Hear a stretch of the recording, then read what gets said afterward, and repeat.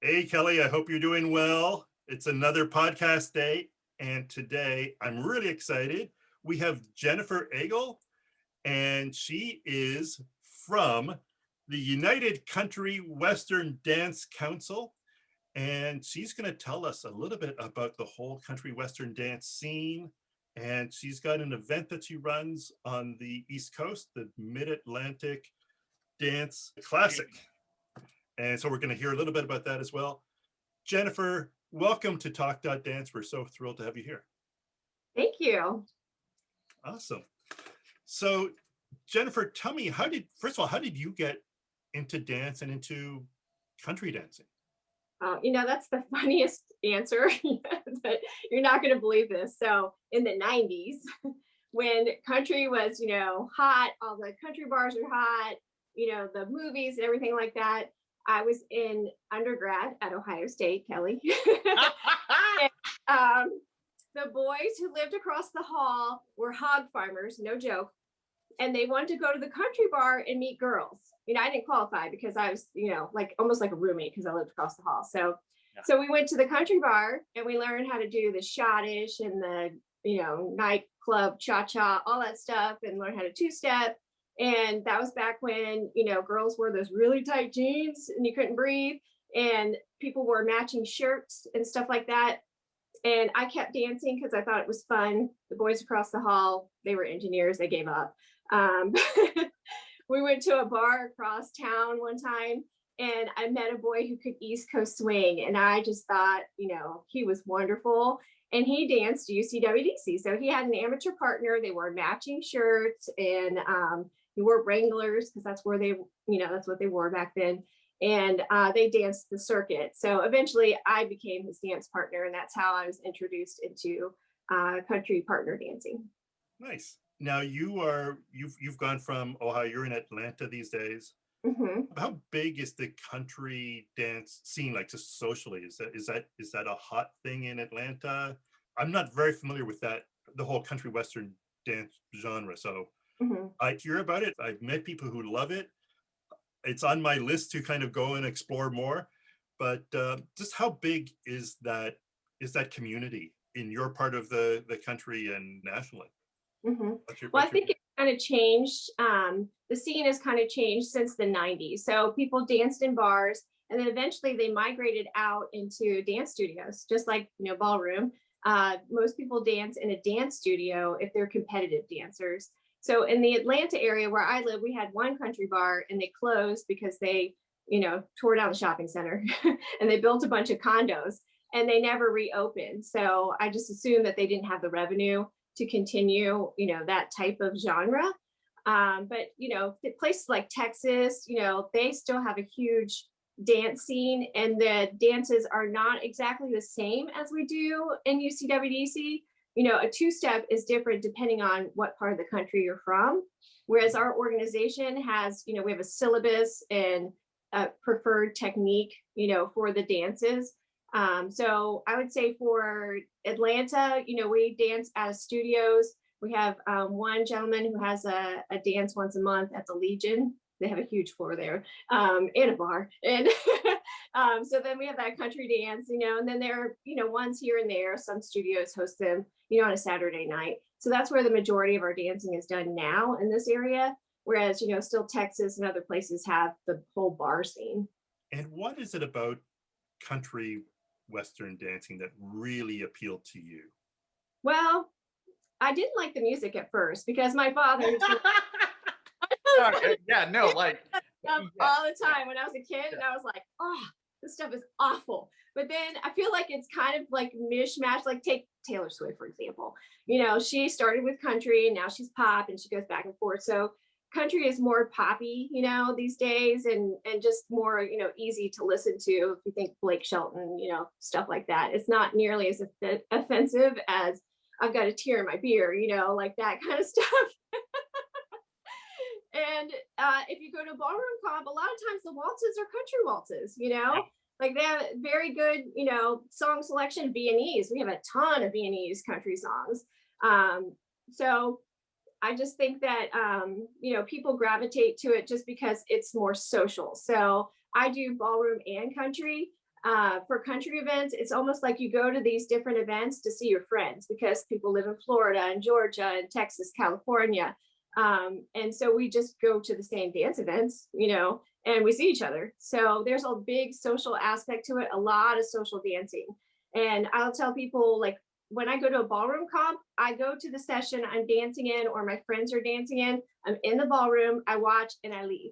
Yeah. When you go to a country event, you buy a weekend pass and you don't leave. People think it's funny because you go to this, airport hotel and they're like, oh, you went to Phoenix and what did you see? Nothing. I saw the inside of a ballroom, my room, and the back of my eyelids, and that's it. Yep. So it has a huge social aspect to it. And if you're a dance enthusiast, any kind of dance, I think, if you're going to a dance weekend, a dance getaway, I mean, there's nothing else you want to see anyway, right?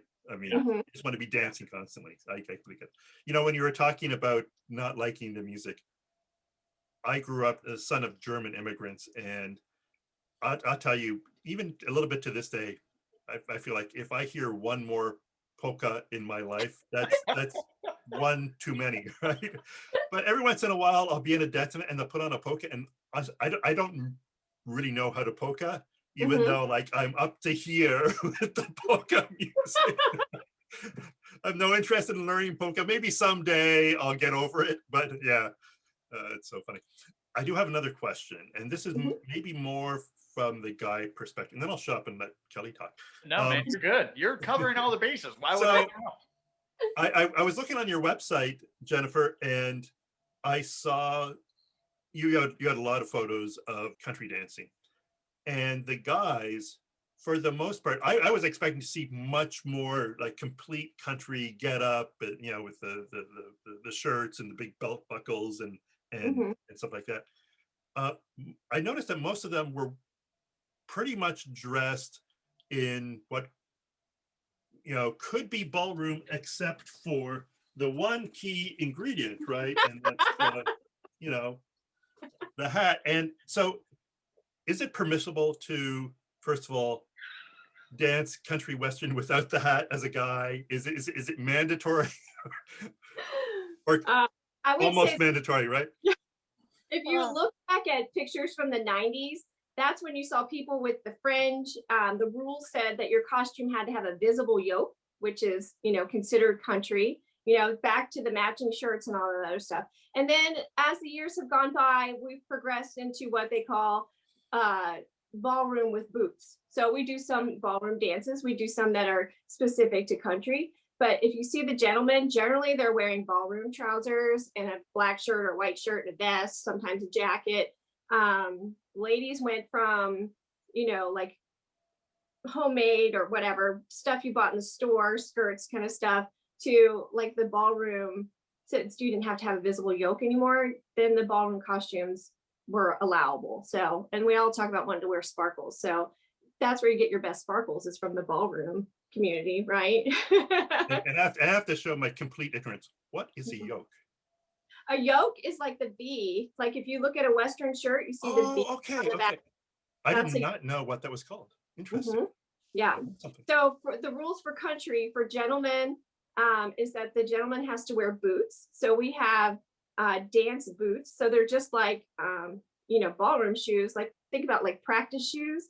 They have the suede on the bottom and everything. They're just boots, And the ladies have to wear boots as well. And then the gentlemen have to wear a hat. So the only time you do not have to wear a hat or dance boots is if you're a newcomer in Pro-Am. You can wear just regular dance shoes, no hat during the season. But once you get to the World Championships, you are required to wear a hat. It is. I was joking about it being mandatory, but it is actually mandatory. It is mandatory, yeah. Oh, cool. So that's part of our uniform, so to speak. So that's how they feel like. I feel like that's how they say it's defined as country. Because if you took off the hat and you wore, Latin shoes or heels or whatever, it could be anything, right? So since we've lost the fringe and the yokes and everything, that's the only thing that's really defining it as country, other than the music set, right? And we're doing two steps. So. Oh, interesting. Cool. Nice. I'm gonna jump in, Dave, before you ask 8 more questions, right? So I come from a social background. I started at Lindy Hop, and then I got into salsa and West Coast. And so when you would go to those events, there was competition, sure, but it was more focused on social dancing and stuff like that. So you'd be dancing more than you'd be sitting. Then I transitioned into ballroom, which is all competition. Like there's no social dancing ever in ballroom comps usually, right? And then by the time it opens up, like, oh, we're gonna have a party on the last night. Everyone's so tired from dancing so many heats that they're like, I'm going to the bar, right? I've never been to a UCWDC event. How does that change from the ballroom, right? Like, because with the West Coast and the Lindy and stuff, you'll see competitions and there'll be a decent amount, but there's a lot of social dancing. How does UCWDC play into that, or how does it differ? So social dancing is built into the weekend schedule. So when you go to an event or you look at their website, you'll see sections of the schedule that actually say open social dancing. And the thing that is also special about this organization is we dance one dance at a time, except for the upper levels, masters and crown and whatnot. But so we start at the top, 222. Everybody does 222. And then we move on to the next dance, David's favorite, polka. Everybody does polka. So as the judges are judging all this stuff, sometimes the dancers need a break. If you're going to do like 20 polkas in a row, you might die. So they say, okay, we're going to have a 2-song break. So the judges can go, get up for a minute if somebody has to change a costume or something, and they play music. And people are sitting on the sidelines, they're watching their friends, but they jump up and grab somebody and they dance as well, right in the middle of the competition. So that's our dance break kind of thing. Also, it's very cold in those ballrooms too, so that helps keep you warm. Yeah.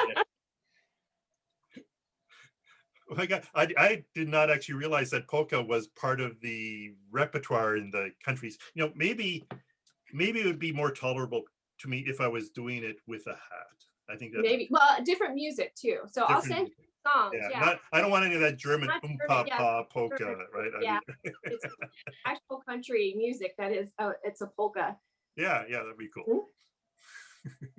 David, I want to go with you to an event, and I want to watch you do a polka heat in a cowboy hat. Like, I'm very excited about this. I want to go. You bouncing too much, and it's like keeps coming off my head. And, yeah, I love it. I'll enter right next to you. It'd be great. Like people will be like, bless their hearts for getting on the floor. Our next phone conversation is going to be a virtual lesson in polka. I'm going to teach you. Okay. Yeah. That's awesome. Cool. So tell me a little bit about the event you run. Oh, so I run MidAtlantic Dance Classic. So it's every spring in Virginia near the Dulles Airport. And we definitely love to have it in person because that's what we do, right? But this year we're actually virtual because Virginia is still very closed. We did nothing last year on the country circuit. We had World. So our World Championships always run in January. And then we kind of reset our dance year. And we had one event, and it was the Tulip Challenge, and it was in Amsterdam. That was the beginning of March 2020. And after that, everything shut down. So I think as an organization, we didn't know what was going to happen. So we just kind of waited to see, like we took registrations for MidAtlantic because we're like, is this like the flu or something? Like, is this going to go away after first quarter? And, we refunded everybody. And just going out through the whole year, we even thought, are we going to have our world championships? Because we work off of qualifiers.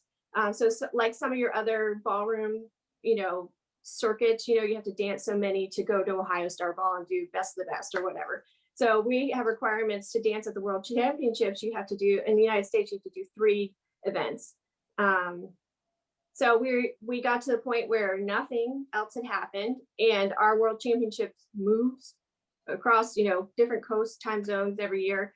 And it was going to be in San Antonio, and they were somewhat open, but generally no one had danced all year. So we ended up canceling our world championships. So this year we've started out with Tulip Challenge has to be canceled because it's in Amsterdam. They're still locked down. They got a curfew. And then Peach Day, which is in Atlanta, because of the social nature of our events, and it was March, still pretty early in the whole scheme of, getting a vaccination or do you feel safe going out, stuff like that. They decided to cancel because that event is huge on workshops too, because you have all these great dancers in one place on the weekend, why not take a lesson kind of thing, so they canceled. And then when we got to my event, I was like, well, it's either don't have it at all or try and do something virtually. So I was encouraged by some of my friends who also dance ballroom. They did Snowball. You're familiar with that one? And they had a great experience. And I watched it online, and the company that does their broadcasting did an excellent job. It's still very interactive, with an MC and everything. So the other thing is that people said, I would love feedback, because, when you're at an actual competition, you have your judges and they're doing your heat and then they're on to the next one. They don't have time to write notes or, tell you what you need to improve and stuff like that.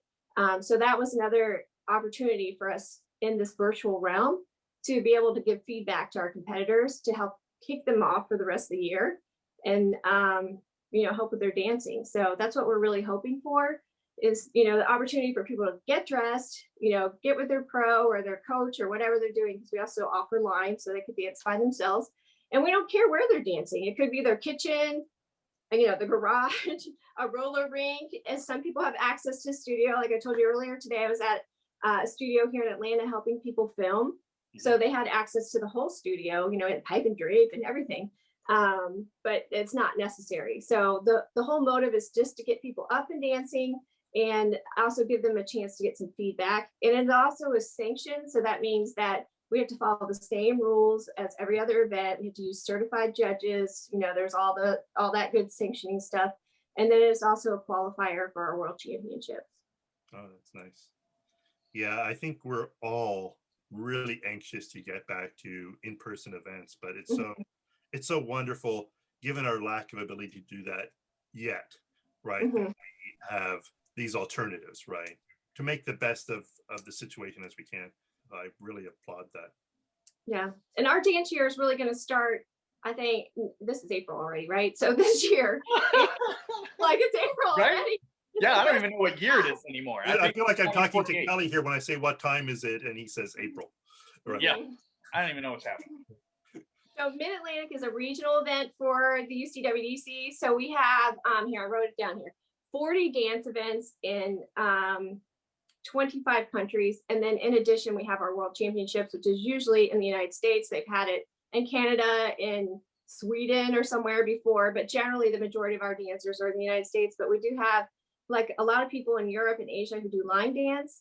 And then I think the majority of the dancers in the United States are couples. So either pro-am or amateur dancers. So we will kick off our dance year in Oklahoma City. They'll be going like having a live in person. And then like 2 weeks after that, I have my virtual event will stream. And then 2 weeks after that, there's one in Texas. And then a couple weeks after that, there's one in Florida. So those three have confirmed in person and posted all their, their COVID procedures and everything like that. So I'm just hoping that they're, really successful. We've seen ballroom running, right? But again, not as much social interaction. You go in the ballroom, you do your thing, you put your mask on when you're done dancing, you sit down, whatever, and then you leave. And then usually they close the ballroom, they clean everything in between, and then they start the next one. So right. We'll be doing too for our in-person events. Yeah, and I have seen a couple of events now scheduled for a few months out, like in June, where they are opening up, but have a must be vaccinated requirement. Have people feel a little bit more safe and stuff. But yeah, I wish those events luck. I am curious, you mentioned the Tulip Classic in this case, which is an event in the Netherlands, and that makes sense, right? I'm curious, to what degree has country western dancing taken off in these other parts of the world? Is that a very recent phenomenon? Oh, no. We've been partnered, with Europe and Asia since the 90s.